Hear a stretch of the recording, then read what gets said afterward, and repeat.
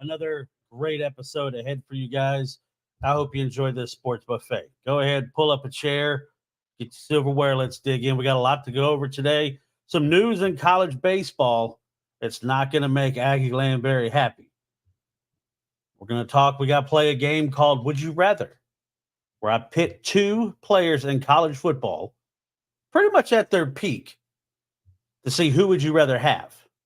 Like the other day, I had in pro, I had Brandon Jacobs and Chubb. Who would you rather have? Trying to put that debate together. Also, my Give 'em a Sixer top six. I'm going to have my six top Olympic sports to watch. But before we get into that, I've talked about the College Football Dogs, a organization I'm proud to be a part of, kind of giving me an opportunity to get back into sports journalism after doing radio for so long out in Oklahoma. And, the good thing about College Football Dogs, what they're doing is they're giving a lot of people a chance to get out there, get some experience, whether it be writing, podcasting, graphic designs. I mean, we got people all over the place.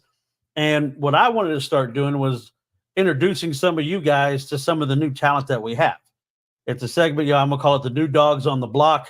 And joining me, he was very gracious to join me.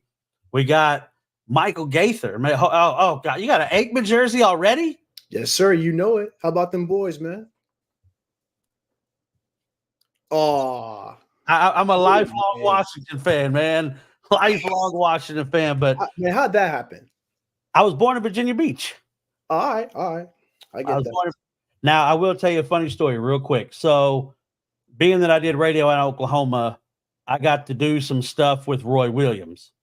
And cool. Great guy. We did a celebrity bowling tournament, and my team beat him. And I would like, before we went to roll, I was like, "Hey, Roy, Santana Moss is behind you," and he would just just kind of look, and laugh. But now being an Oklahoma guy, you got CD there. Barry Switzer went to coach there. Again, being a Redskin fan, Commander fan, that kind of stung. But first off, welcome you to the College Football Dogs. And tell everybody a little bit about yourself. So you're at South Carolina right now? Yes, sir. And you're in the band? Yeah, play sousaphone. Okay. Big skylight dish over my head. When do you guys start practicing? I mean, I know you never stop, but when do you guys start your training, getting ready for the season? So we start. I'm in the leadership team, and we start about that first weekend in August, and then everybody else comes in a few days after that. Gotcha. And so you're also in majoring in journalism, correct? Yep. What is it that wanted you to get into journalism? What got you into wanting to be in the journalism field? So basically, that journey started when I was in high school. One of my teachers, Lisa Ellis, she was very instrumental, and she's probably the biggest reason I ended up wanting to be a journalist, wanting to write, and connecting that with my love for sports. It was kind of a no-brainer. Outstanding. And now, you're at the SEC, one of the coolest places to be, and, experience the DeRuge Sandstorm entrance, just everything involved. But how long you been at South Carolina? This will be my third year at Carolina, and unfortunately will also be my last. I am graduating early. Congrats. Hard work paid off. So I got to ask, as a former, as a Sooner, how did you guys really feel welcoming in Spencer Rattler into the Gamecock Nation? I remember when I first heard the news that Rattler was going to come to Carolina, I was like, oh, okay, this makes perfect sense. Beamer was an offensive guy at Oklahoma, or at least an offensive assistant. And I was like, when Rattler came over, this is one of the most talented guys in the country, was a former 5-star recruit. I believe he was either the number 1 or number 2 recruit coming out of high school. It was either him or Bo Nix the year they came out, 2019, if you can believe that. But I remember when I first heard that news, I was like, oh, okay, we're getting some talent in. And of course, that first year, we go 8-4, the big wins with Tennessee and Clemson. That the Tennessee win was memorable for me in a bad way, because that entire fight song all the time. I had as fun as that game was for everybody else, it was not a fun moment for me. I was sick that entire second half. I had chills. I was shaking in the stands, and of course, I ended up throwing up afterwards. So yeah, that was a common occurrence my freshman year in college. So that was not fun at all. The Clemson win was the more fun moment for me, no doubt. When we beat them at Death Valley, the fake Death Valley, excuse me. Well, let me ask you that. Being you're at South Carolina and Clemson, for those that don't know, what is that rivalry like? You know, the hatred, the animosity. What's that like being with you at South Carolina? I mean, the vitriol. I mean, it exists just as much as it does between Michigan and Ohio State. We don't like each other. We refer to them up there as Pickens County Agricultural School. We don't associate with them all that much. I Okay. mean, when I talk sports, I'm always fair with my takes, but when I'm a fan, when I'm in the stands, Right, no, we don't mess with Clemson. right. Well, how did you guys feel about Shane Beamer coming in? Obviously, the son of a legend, Right. uh, had some really good experience. Was a good recruiter because I think he was one of the lead Yeah. recruiters that got Spencer to Oklahoma. Right. But how's the perception of Shane Beamer been so far at South Carolina? So I think so. Let me first start off when he was first hired. So I was excited by the hire because I'm like, oh, okay, because I start connecting the dots. So he was here before. Spent the last couple of years before he came here at Oklahoma, coaching guys like Mayfield, Kyler Murray, Jalen Hurts, and I'm like, oh, okay. This guy has a lot of offensive experience coaching. The guys that are Pro Bowlers now in the NFL. So I thought that was going to be an easy transition for him, to come here and do well. We made won a bowl game his first year, and of course, I guess you can kind of call it a magical season 2 years ago. Last year, we did take a step back. Didn't really have a great offensive line, although the defense played well in spurts. Didn't really have that much of. Let's see. We didn't really have that many offensive weapons outside of Xavier Legette, who was drafted by the Carolina Panthers in the first round in this past draft. So I guess maybe it's for me personally. I think Beamer's seat is hotter than some people want to admit, especially a lot of Carolina fans would like to admit. Because if you look at the schedule and you look at the roster, I highly doubt this team wins more than 4 games. This roster to me has a lot of glaring holes. They don't have a number one receiver I trust. The offensive line still has a lot of issues. And the defense, while it has a couple of good players, they're not as good as a defense like Bama or LSU or Georgia. So, and even the quarterback situation, I like the quarterback that we have now. The Lenora Sellers is probably going to start for us in the fall, but I don't think he can play well enough for us to consistently win football games. And if you know our athletic director Ray Tanner, I don't think he's someone who's just going to sit around and do nothing. He's going to act. And he might be gone after the year's over if we don't make a bowl game, which sucks because I do genuinely think a lot of Carolina fans, myself included, really like his personality. He's a great guy if you ever get a chance to see him. Right. All right. So I have to ask now, being that I come from Big 12 country, Oklahoma and Texas now coming into the SEC. A lot of the people that have listened to the show, I've tried to talk to some of my friends back in Oklahoma, about them laughing at it just means more. Well, now I live in Birmingham. I've been in Birmingham since 2016 in the mecca of the SEC, Yep. surrounded by Bama, surrounded by Auburn. I'm pretty much a half-day drive around everywhere. What's the one thing that Texas and Oklahoma fans need to get ready for that they're unaware of what they're walking into the SEC? I guess first things first, SEC ain't like the Big 12. The competition is much, much tougher. And I know you've probably looked at Oklahoma's schedule several times. Oklahoma is going to find out pretty quickly like how much of a talent difference there is. I got the SEC. I got them winning 7. Yeah, so I was honestly around like 6 or 7 games, and of course, I saw your non-conference preview of Oklahoma's non-conference schedule on the College Football Dogs website, and you talked about the Tulane game. That'll be telling because they play Tulane early in the season.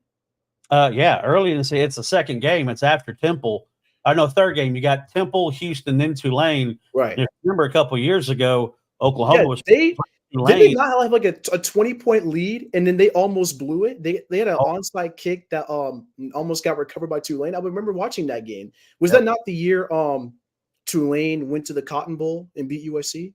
No, Or that was the year after? the year after. Oh, okay, that was the year after. But I mean, Michael Pratt and Willie Fritz were still there. So I mean, Yeah, Willie I guess Fritz. maybe we should be shocked now that that game was competitive. But again, Spencer Rattler was still was still quarterback at the time. It's just like the talent difference was so big, you wouldn't think Oklahoma that game would have been that close. So I think that Tulane game will tell us a lot. And even that Houston game, it's a sneaky one. I mean, I think Oklahoma is better than Houston, but I think Right. Donovan Smith is a good QB. And speaking of Willie Fritz, he's now at Houston now. Now at Houston. But so I think Texas, in all honesty, will be just fine. The only team that's better than them in the SEC is Georgia. Like, that's it. I mean, if you want to say, maybe Quinn Ewers will come back down to earth a bit, now because like his top 4 receivers all went to the NFL. You can make that argument, but I mean, Texas and Coach Sark, they recruited well enough to where Quinn Ewers will be just fine.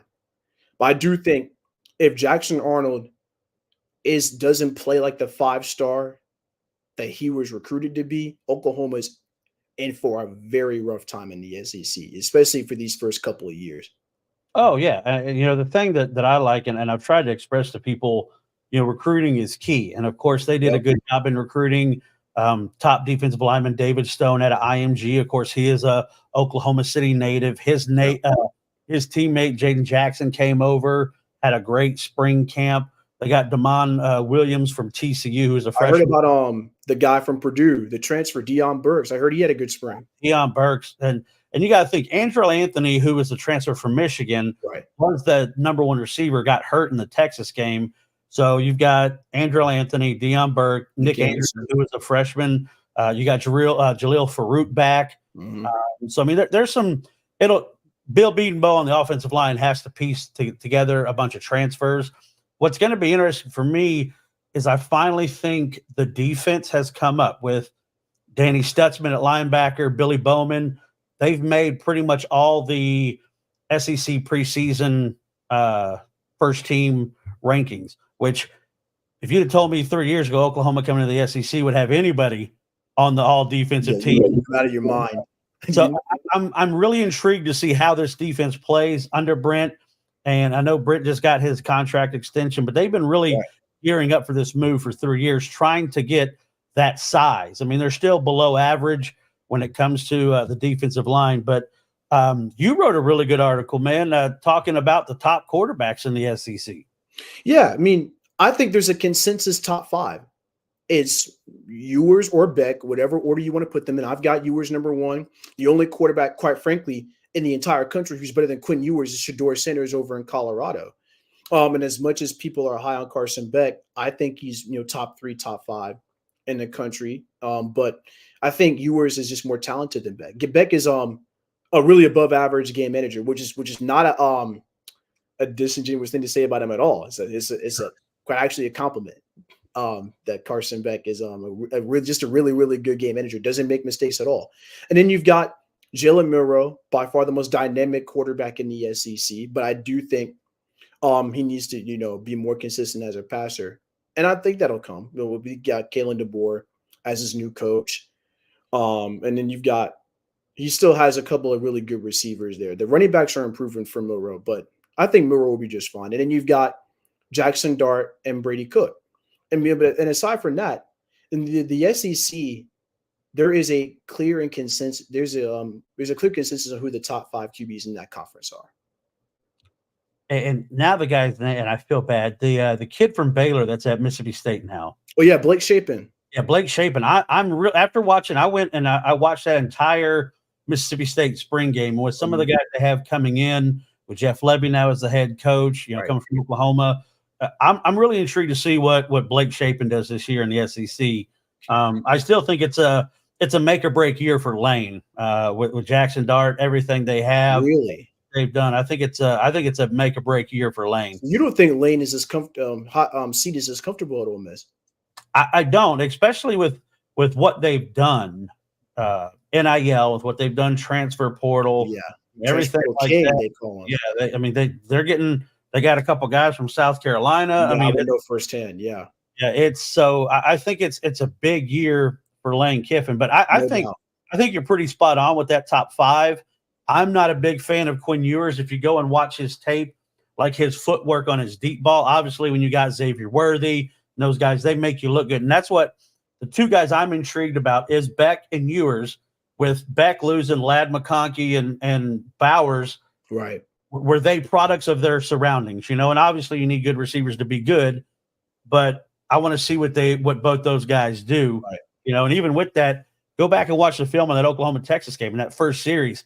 Quinn Ewers telegraphing a terrible pass for an interception. Yeah, I remember that. Got things going, but overall, SEC, who do you have favored to win the SEC this year? This is going to be the battle between Georgia and Texas. That game, I want to say, is it in Texas or is it in Georgia this year? In Austin. Okay, so it's in Austin. That's going to be a top 3 matchup. Georgia's the better team. Georgia should run the table. But yeah, interestingly enough, Georgia's not my favorite to win the national championship, though. That would be Ohio State. I think it's close, but Ohio State has more talent, just straight up, than Georgia does. And if we're just branching to Ohio State for a sec, if not now, then when for Ryan Day? Right, I agree. I've tried to defend Ryan Day as much as possible, because when you have the win-loss record that he does, and the fact that he's played for a national championship, I've tried to defend Ryan Day. But you losing to Michigan these last 3 years, if you don't win now, the people that were calling for your head for the last 2 years to be fired, yeah, it might be justified if you don't make the national championship. He has to make the national championship for this to be considered a successful season. Yeah, if he loses to Michigan again, I mean, you got to think guys like, that have lost their jobs in that rivalry. You can't beat Michigan. You're not going to be at Ohio State for very long. Jim Tressel, those guys, you start losing, it's going to be down, But again, I love how this is bringing together some of these games. You've got Texas and Georgia now. You've got Ohio State and Oregon, Michigan, Oregon. Those are all conference games now. Yeah. And it'll be really interesting to see how that moves on. But I can't wait. I'm excited about the start of college football season. As am I. And the NFL season. Like I said, so I see with your Aikman jersey back. Are you still sold on Dak? Is wavering. Will I pay him $60 million a year? Whew. No. And the reports now that apparently Mike McCarthy's sped up with Jerry Jones and all the BS that he's pulled up there in the front office. Apparently that's the report now. Apparently I've heard that, Dak's contract is getting prioritized over Micah, and Micah might not be happy about that. I got that Aikman jersey in the back. It's hard being a Cowboys fan, man, especially when you're one of the few sane ones out there. Right. Because you know how most Cowboys fans act. Well, yeah, we're going to the Super Bowl next year, right? I live in Oklahoma, so it was either you were a Cowboys fan or a Chiefs fan. That was before the Chiefs are. I'm going back to Dante Hall and those guys, right? But the Cowboys and being at that stadium, it's so crazy being in Jerry World and just being a part of a game there. So do you you being in the band? Are you part of the travel band? Do you get to go on the road? So the way, specifically for football season, the way travel works is we all get a form at the start of the year during band camp, and you have first choice, second choice, third choice for games. Almost everybody I know wants to go to the Oklahoma game when we play Oklahoma, because we only get to travel for 4 away games. It's like Kentucky, which who wants to go to Lexington? Vanderbilt. Forget the Commonwealth. Right. Alabama. And I'm probably applying to grad school there, so I probably want to attend Alabama, see if I can get a tour there. And then Oklahoma, and of course everybody goes to the Clemson game, and we're all going to Macy's for the Macy's parade, which is going to be amazing. Nice. But, hopefully I'll get a chance to at least to go to a couple of games aside from Clemson. That's what. Right. Yeah, Clemson. I'm not a big Dabo fan. Just the way. And I've run into him here in Birmingham because he's from Pelham. His mom still lives right down the road in Pelham, and I used to work at Best Buy here in Hoover, and he'd come into Best Buy during the off season because he'd be there. I would just look at him and be like, "There's just something off about you, man. There's something off about you." Something not right. Not right, and he's proven that with how he's handling things. So I was glad this whole thing with Dabo just like pushing aside the transfer portal. Yeah. Maybe there's a reason why you haven't been to a national championship in 5 years. I'm just saying. Right. And DJ Uyunglele was not the guy. Neither is Clay Covering. They're not. DJ's not going to get it done at Florida State either. I mean, all these people think it's not going to happen at Florida State. And mind you, I might even agree with that. And I'm higher on Uyunglele and Klubnik than most are. If you saw my ACC QB ranking, both of them are in my top 5.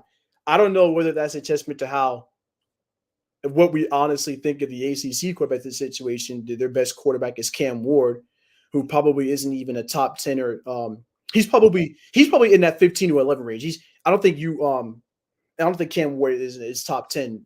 Good quarterback, yes. He's not great or elite by any stretch. Maybe that just goes to show like how the outlook of ACC QBs are. Maybe that's it. But just I don't see any team from the ACC making a playoff run. I just don't. It's going to be hard. Like I said, I just watching DJ at Clemson, watching DJ at Oregon State. When the moment gets big, I think he doesn't live up to all the hype for him. Relied heavily on really good ground game at Clemson, obviously relied on a really good ground game at Oregon State. Definitely at Oregon State.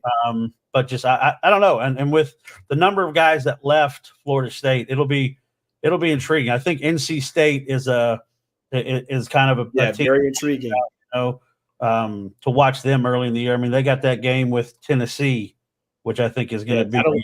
That'll tell us a lot, right? That's one of those early season non-conference games. You want to find out who the true contenders in the conference are. We're gonna find out who's for real and who's pretending. That'd be because that game isn't. That's a neutral site game, ain't it? A neutral site game in Charlotte, I believe. So now you can. So I mean, you can. Can you really say that's a de facto home game for NC State? I mean, because NC State's in Raleigh. So I mean, I don't know if you can say that's a de facto home game, but. I'm sure Tennessee fans made the travel for that trip as well. With all the hype, I think they're probably gonna do what they can to get up there. But switching back over to the NFL, obviously a lot of quarterback heavy.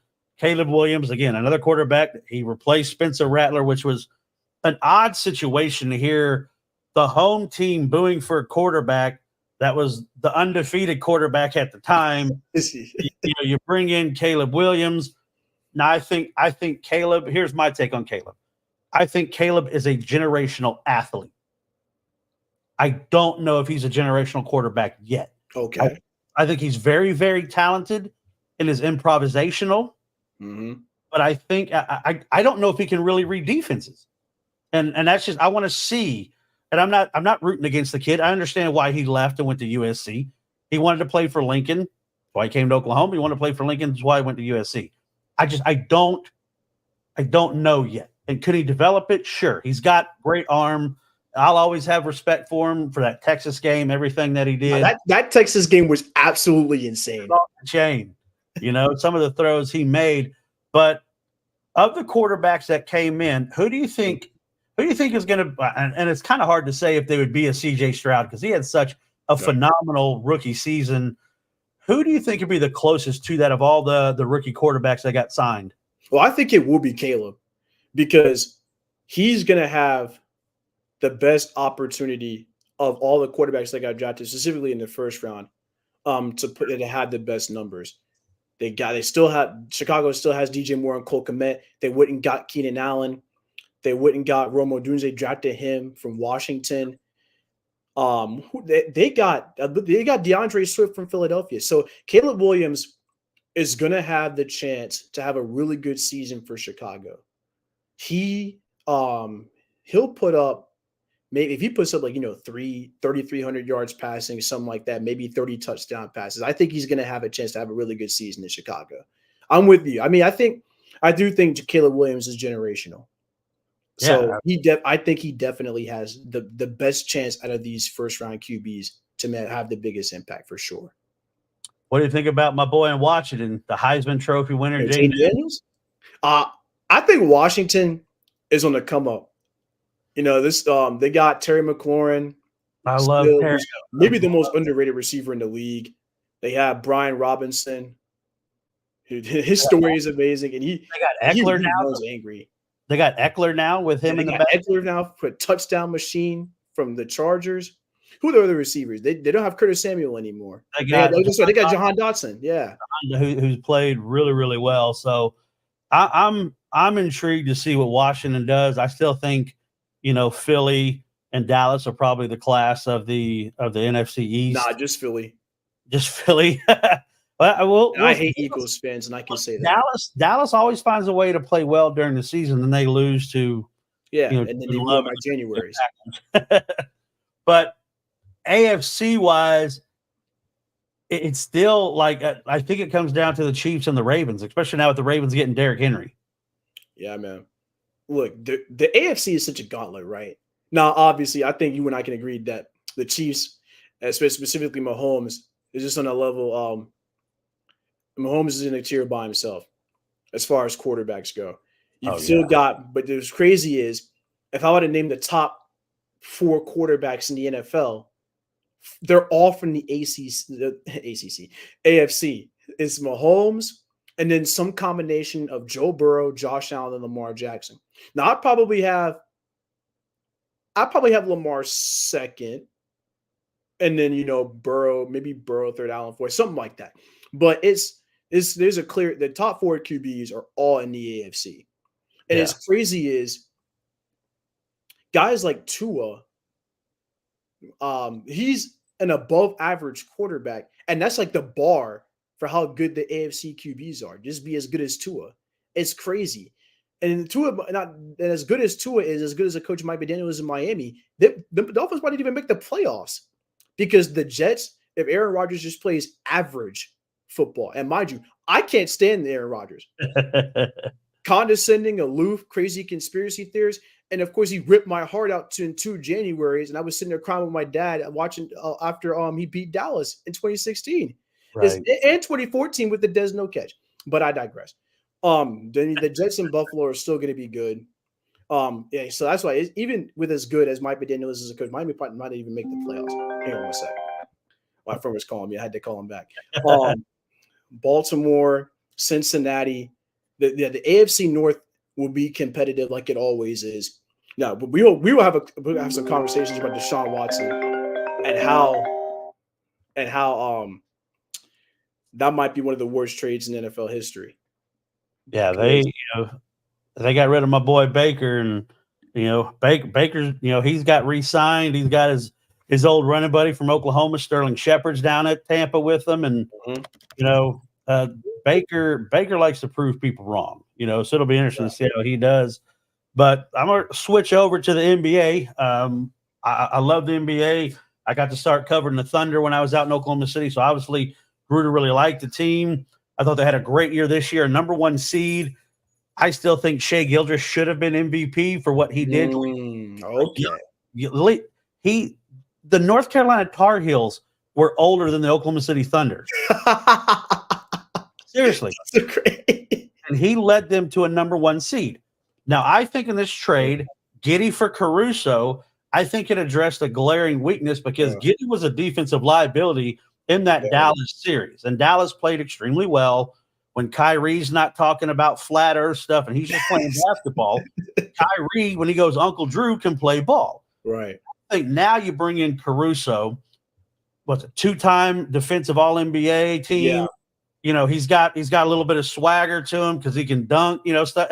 And with that young core, with Chet and SGA, I mean, it kind of, gosh. And it takes you back to almost that 2011, 2012 run when you had KD, Westbrook, Serge Ibaka, Thabo Sefolosha, Harden, all those guys out there. Who do you think won that trade, the Thunder or the Bulls? Oh, it's easy. It's the Thunder. That's the easiest question you've asked me today. As a Chicago Bulls fan, just thinking about this gives me a migraine. The Chicago Bulls make me want to tear out the rest of my hair, and there ain't that much left in there for having to watch this front office do what they call smart moves. Yeah. It's unbearable to see this, to watch this team. It's just they don't know what they're doing in that front office. They just don't know what they're doing. I can understand trading Alex Caruso, but you should have done that earlier. Yeah. You could have gotten 2 first-round picks for a guy who's 2-time all first team all defense. It's infuriating. They literally did a straight up trade player for player. And not only did the player that you get was not very good, apparently has issues off the court, and you got no draft compensation. Like, what are we doing, bro? Yeah, he's You kind and of I can run the front office better than the Chicago Bulls can. he's kind of got that angle that Kendrick was coming at Drake about liking young ones. So I mean, hey, say Drake, I hear you like him young. Like, what are we talking about? But yeah, I like it. I hoped Oklahoma City would have won that game against Dallas, but the NBA was extremely upset, because they wanted a little bit better matchup than what it was, and the Celtics just dominated Dallas. The Celtics doing what they were supposed to do, quite frankly. They did what they were supposed to do. They did. So I got to ask you, Michael, this show, Sports Bites, I talk about sports and I talk about food, something that I love the best. Right. Now, I've done some stuff, kind of research, and I want to make sure I say it right. The Cockabus. Yeah. I haven't been there. I don't think I've played. Let's see. As far as Cockaboo's goes, I haven't been inside, but I have played in Pep bin in front of Cockaboo's. All right. That's one of the best experience I've had with that. Here's my question for those traveling, because I always like to do like stadium reviews, what's there to eat. What's the best place to eat on game day? Oh, on game day? Well, I tell you what me and the other Sousaphans do. we go down to Waffle House every morning. That's what we usually do. Right. But nah, if we're talking like non-chain stuff, I love food too. Big pizza guy. But I'm trying to think of like restaurants that are like they're really like connected to Columbia, not anywhere else. There's a place scene out there. Is it a pretty good tailgating scene? Yeah, it's pretty good. Can't wait to see the history and tradition, all that good stuff. There's, I guess the main restaurant I know that I've gone to, because it was near my dorm. It's called 1801 Grill. It has really good burgers, really good steak. It's weird. It can be casual and it can also be very formal, of what I've learned, because I've seen, people go there on dates, and then I've also seen, like large groupings of like families and friends go in there.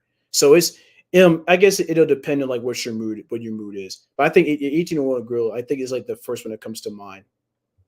Well, I tell you, if you do get a chance to go to Norman, you got to go to Pickleman's on Campus Corner. Okay. Like pizza, it's a cracker style pizza. It's a very thin crust, but they got some really. Okay, you've already piqued my interest. I'm a huge pizza fan. My friends will tell you that. Pickleman's right there on Campus Corner. Now it's unfortunately famous for that's where Joe Mixon had his little run. I see. So became an amateur kickboxer. But hey, I know both parties involved.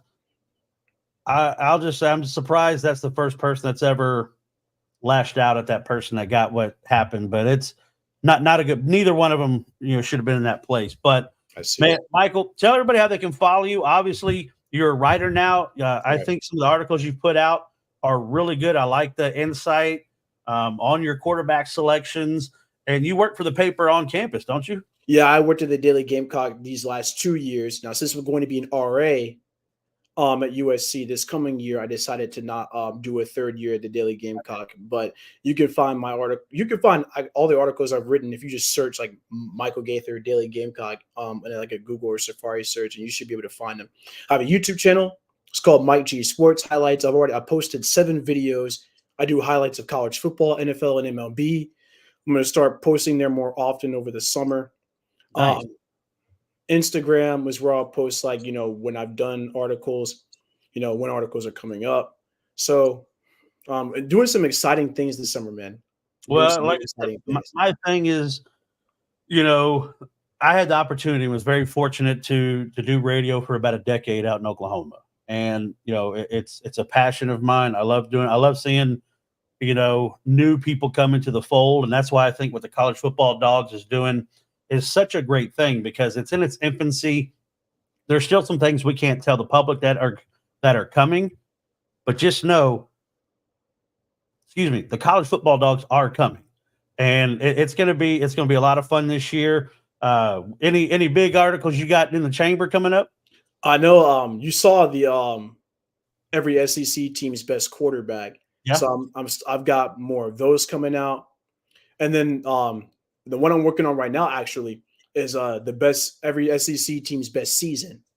So Okay. Alabama 2009, for South Carolina it was 2012.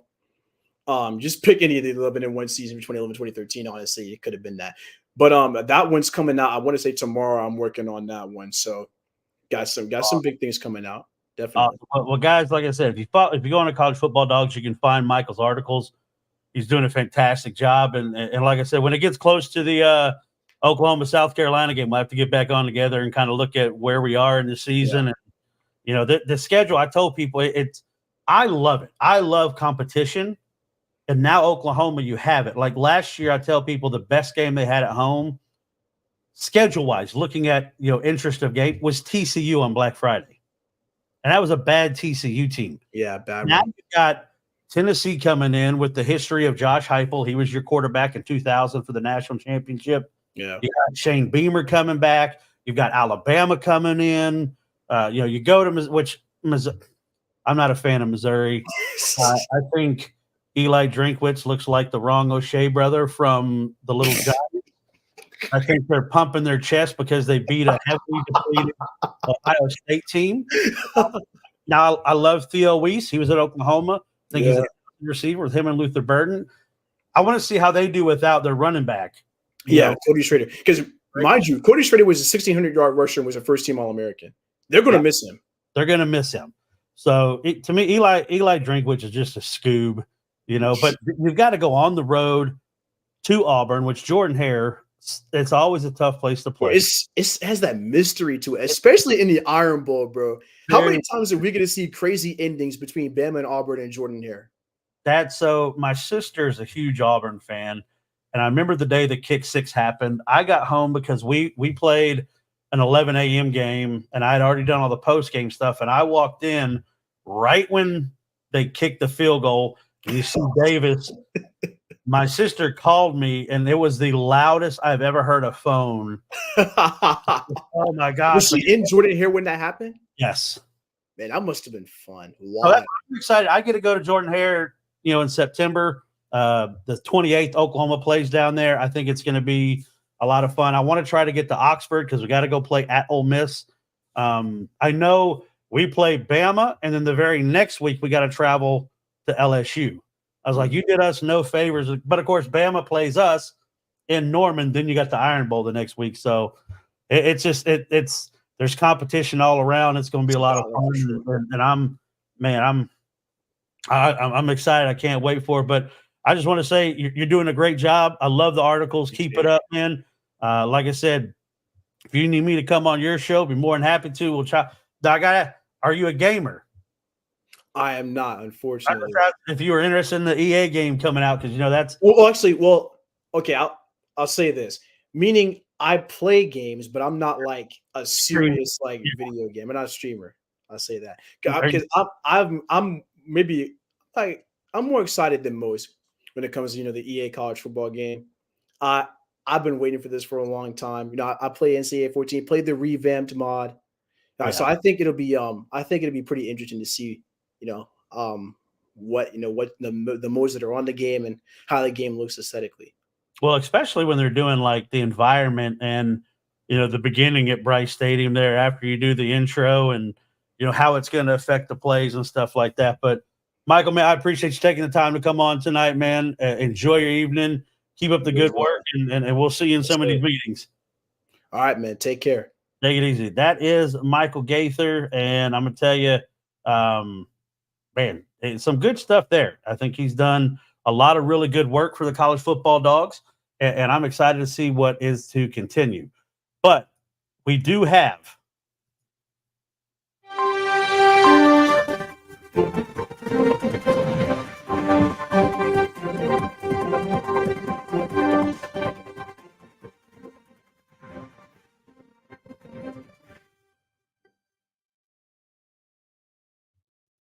Now, I don't know if it's really breaking news because it happened earlier, but as you can see, first off, to TJ, if you're listening from the College Football Dogs, to the Tennessee fans, congratulations. You got a national championship. Jim Schlossnagle, all right? Jim Schlossnagle loses the College World Series last night, bounces, and decides to go to Texas A&M. I can't even wrap my brain around how Aggie fans, and I'm not a supporter of Aggie fans. I think they're a weird group of people, but to each their own, I guess. But after losing the College World Series, Jim Schlossnagle decides to head to the biggest rival of the Texas A&M Aggies and goes to the Texas Longhorns to be the baseball coach. There was talk with Texas try to go after Vitoli and what he's done at Tennessee. Probably the price tag too high, but wow. Schlossnagle is in Texas. And it's hard for me to really believe it. Guys, if you're in the chat, hop in, let me know what you're thinking about this. I know we got a lot of college baseball fans that are out there, but God almighty, Jim Schlossnagle now at the Texas Longhorns. So it's going to be really interesting to see, what happens when you go to a team like that. It's just it's unreal. I'm trying to think of a comparison. Like, how would you compare it in other sports? Like, how would it's I'm totally at a loss. But we're going to start playing our game now. Would you rather? We're going to start defensively. And I want to know, would you rather? In college. Now, let me preface this. This isn't in college debate.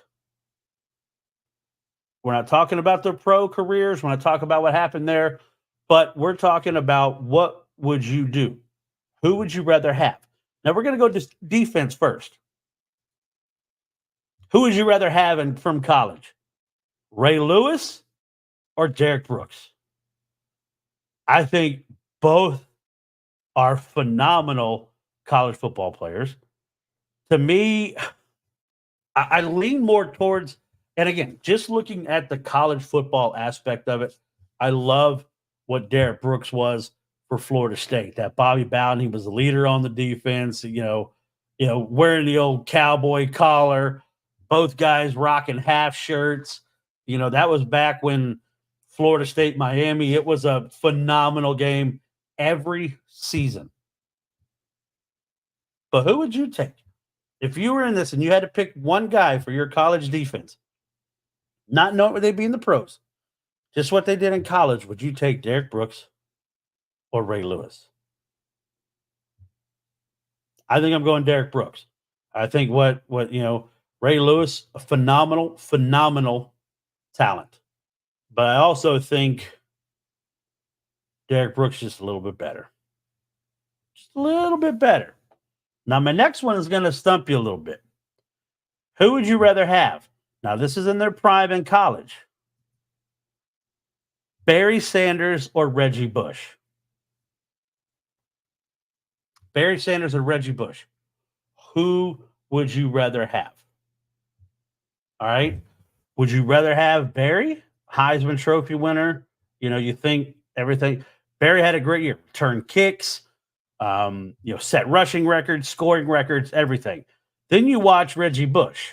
Reggie Bush returned kicks. Reggie Bush was a phenomenal athlete. Now, a big difference is, obviously, Reggie Bush, they win national championships. Oklahoma State never did.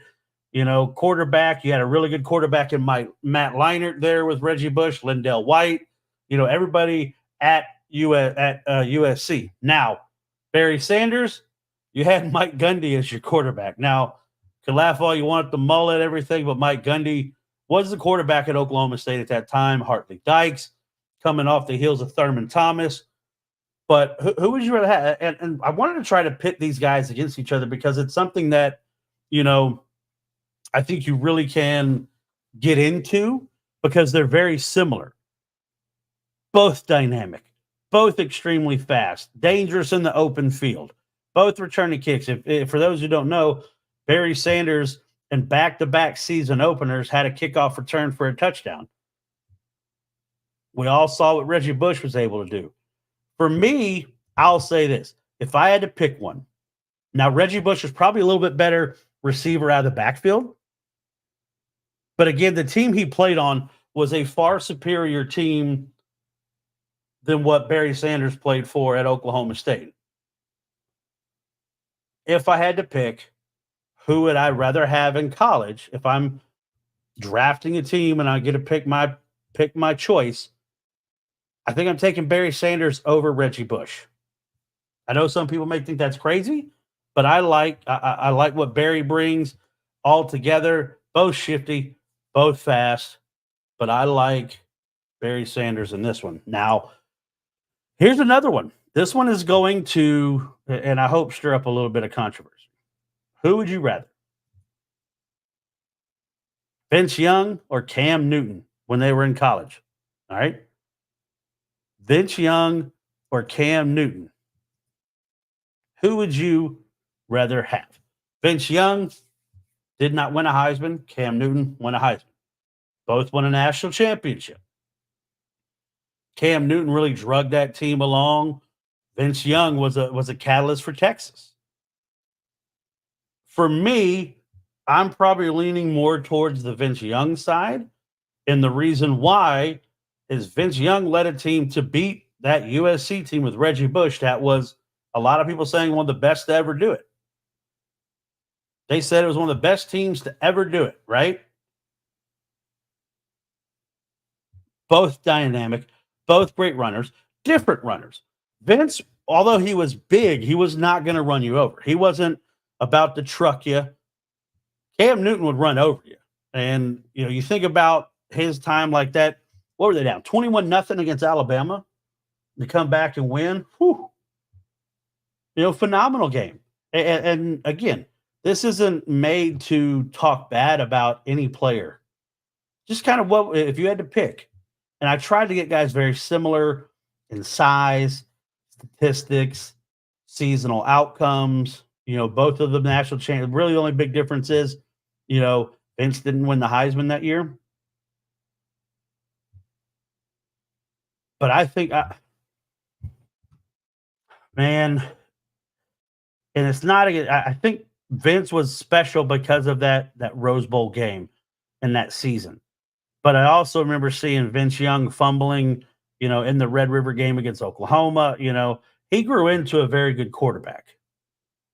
But if I had to pick in college, that magic that Cam Newton had, I don't think you can duplicate that. I think that's something, it's lightning you catch in a bottle, and boom. I for me, that's where I like, and it's going to be a lot of fun. We're going to continue this as we move on throughout the year. All right, we're going to continue to do Who Would You Rather. We're going to do some offense.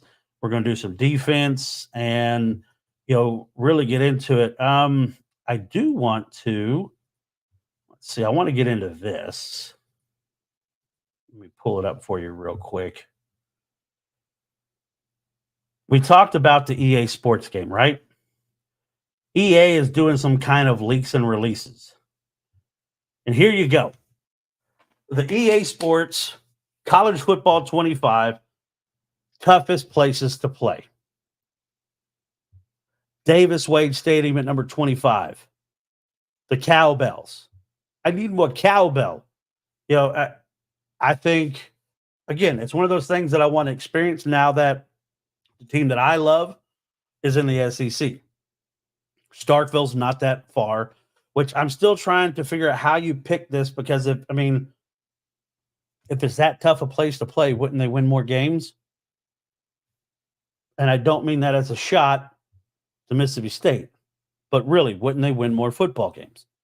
Albertson Stadium out at Boise. Again, I think it's the uniqueness of the turf. I don't know if it's too loud, too intimidating.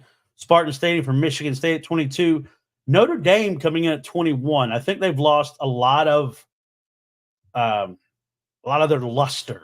I don't think they are what Notre Dame fans think they are, if you want me to be honest. Number 20, Kinnick Stadium.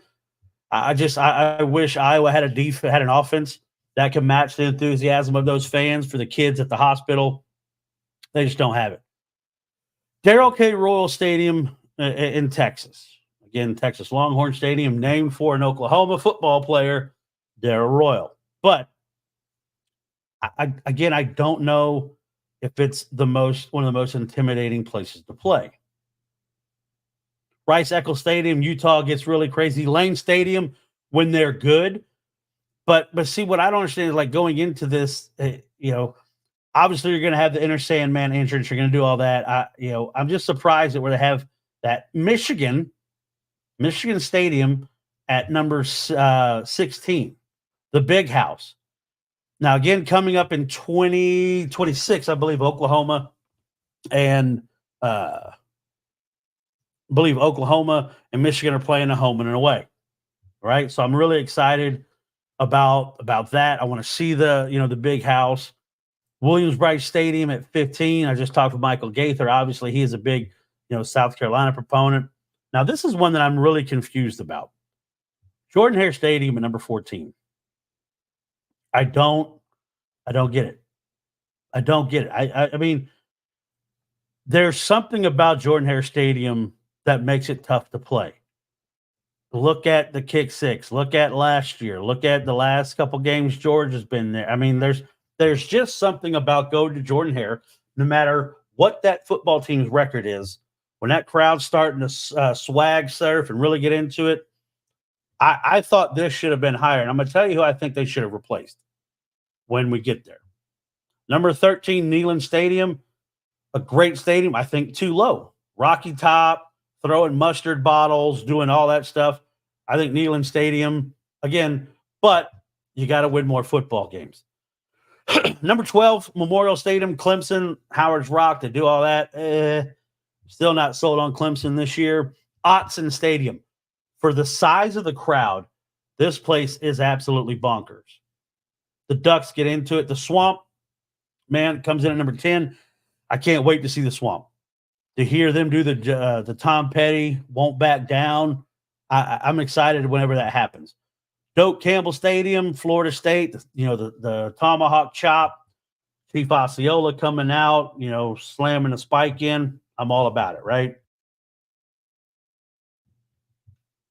Number 8, my team, the Oklahoma Sooners. Gaylord Family, Oklahoma Memorial Stadium, ranked as the 8th toughest place to play. And I call bullshit. Now, I know I might upset some of my Oklahoma friends, but if you've been to the game, it's not the stadium, it's not the environment that makes it tough to play in Oklahoma. Now, I've seen both. I've been in the press box. I've been in the stands. You've got old money fans that are yelling at you to sit down. They can't see. The student section is god awful. It's a front running crowd. If Oklahoma gets up by halftime, you can look over in that student section. Vamonos. They're over to O'Connell's Irish Bar and Grill. They're going on Campus Corner. They're doing their thing. I don't think OU is a top 10 place to play. I don't. I don't recall a game to where the crowd made that kind of difference. Now, we can go back to when they had the jump around game playing against the Texas Tech team that just knocked off Texas. Nebraska coming in the last year with Callahan and really jumping out early on them. But Oklahoma's success has not come from the fan. I'm sorry. It's not because of the stadium. Now they've done all the renovations, bolted in. They had to do some adjustments to be ready for the SEC. But Oklahoma Stadium is not one of the top 10 toughest places to play in college football. I'm sorry. It's not. And I think Auburn should have been here at number 8. If you ask me, Auburn should have been here at number 8. Number 7, Camp Randall Stadium, jump around. Bucky's going to get into it. They're going to have a good time. Number 6, Beaver Stadium, Penn State. Again, the whiteout, they do their thing, cool. Sanford Stadium for the Georgia Bulldogs at number 5. Ohio Stadium. Now, when you get to the top 3, again, it's intriguing. Death Valley. to me, one of the most intimidating places to play. If it's a night game, they've been out there drinking, the crowd's singing neck, corn dogs are going crazy. Shoot, you don't want any part of that. They got them at 3rd, tough place to play. Memorial Stadium, Bryant-Denny at number 2. Again, another place. You've even heard Nick Saban talk about the fans. Are they spoiled? The student section leaving? And just, I don't know. I don't know if they should be number 2. But number 1, they put A&M Kyle Field. And again, you've been there. You've seen all the swaying, farmers fight, giga whoop boop, all that crazy milkmaid stuff they do. I don't buy it. I don't buy it. Now, I'm going to be intrigued because this is a thing on the game that they're going to do with how tough it is to play there, right? That could affect how players are. But I don't think Kyle Field should have been number 1. As a Sooner, I don't think Oklahoma should have been in the top 10. Neyland Stadium and Jordan-Hare Stadium are way too low. Davis Wade Stadium, from Mississippi State, they're number 25. I get it. Lane Stadium, is it that tough to play once you get past Inner Sandman? Is it that tough to play? I don't know. I don't know. I don't know. But we'll have more coming out. Stay tuned to the College Football Dogs and look for articles. I'm going to be writing an article on the top 5 group of 4 teams to use to build your dynasty. And the way I'm going to preface the top 5 is recruiting footprint, where they're at, where can they recruit, where's the hotbeds, uniforms, stadiums, stuff like that. Of course, everything's going to be in, the game, NIL, transfer portal, all that. So really, really, I think it's a good job if you come in. But man, Kyle Field, number 1, I don't buy it. Not the number 1 toughest place to play in college football. But next, one of my favorite segments. It's my Give 'em a Sixer top 6, right? And this one, top 6 Olympic sports to watch. And I'm going to tell you why. I love the Olympics. The Olympics are coming up. You've been seeing all the Olympic trials.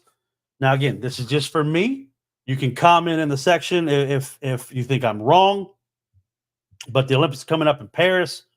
And here's my top 6 sports that I like to watch every Summer Olympics. Number 6, soccer. I love soccer. The beautiful game. You look at some of the top paid professional athletes. Every time when they do their release of the highest earners, I think the top 10 are soccer players. But I love the game. I love the game. I'm excited. My wife and I are going to London in August. That's the weekend that EPL starts. We're trying to find tickets to a game, which we're finding hard to find tickets to a game, but can't wait to get out there. But that's my number 6. My number 6 is soccer as far as top sports to watch in the Olympics. Number 5, volleyball. And it's men's and women's. I love, this is, I don't have, just watch women's. Just watch men. This is both. I love the Olympic volleyball. One, I tell you, it makes me realize how unathletic I really am. Because watching volleyball, man, they can get it, can't they? They can absolutely get it. Now, the next one that I have, swimming. I love the swimming competitions. I want to see if Ledecky can finish 20 seconds ahead of the opponents again. There's always some intrigue.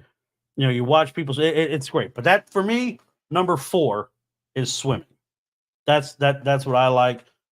Now, number 3. My number 3 is a little bit different. And I say this because this is something that I'm doing. It's something that I compete in. Very proud of where I'm at. I need to continue to train, get a little bit better. I'm too old to be in the Olympics, but I have an opportunity to possibly move on and compete at a different level, which would be kind of crazy to think of. But my number 3 sport to watch, Olympic weightlifting. I people are like, it's not. I love watching Olympic weightlifting. It's a great event. The different sizes, you go from the small guys up to the big guys, the women. Seeing women out there clean and jerking 300 pounds, good for you. I ain't mad at you. Do what you need to do. But man, whew, I love the Olympic weightlifting. For me, that's my number 3. My number 2, gymnastics. Men's and women's gymnastics. To me, I go back to I went to high school with Shannon Miller. Really became a fan of the Olympic. My sister was a huge Mary Lou Retton fan, and had to really buy into it. But I love gymnastics. Now, my number 1.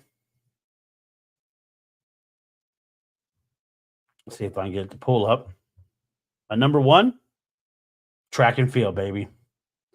Everything in track and field. Everything in track and field. The sprints, the field events, the throwers, pole vaulters, javelin, shot put, discus, all that. All of that. That's my number 1 for, I remember watching Carl Lewis, Edwin Moses, guys like that. Gail Devers. Just the amount of phenomenal people in track and field. I can't wait. I can't wait. And watching that made me realize, have you guys seen the 16-year-old? Quincy Williams. He missed out, but this is a 16-year-old competing to make it to the Olympics in the 400 meter. That's not an easy race. And he's running against grown-ass men. He's running against grown men and missed by hundredths of a second to qualify for the Olympics. This was the semifinal race here, and he was able to qualify to go to the finals because of his time. But you can see when he comes out, you see the difference. He looks like a 16-year-old running against grown-ass men. And I'd heard about the kid. He had set the 18 under world record the day before. And you're seeing, his stride. He's got that long stride. He's not a big guy. See there, it looks like he's not even supposed to be in this race. Somebody let their kid out on the track. But as they come around getting ready for the final 100, he looked, I was like, ooh, man, he's not doing too good. But if you watch the kick that Quincy has right here, and I love this angle, you see him coming, the long stride, but I'd already popped a hamstring, I'd have been done. But look at him close in. He almost finished in the top 2. He finished third. Finished third as a 16-year-old.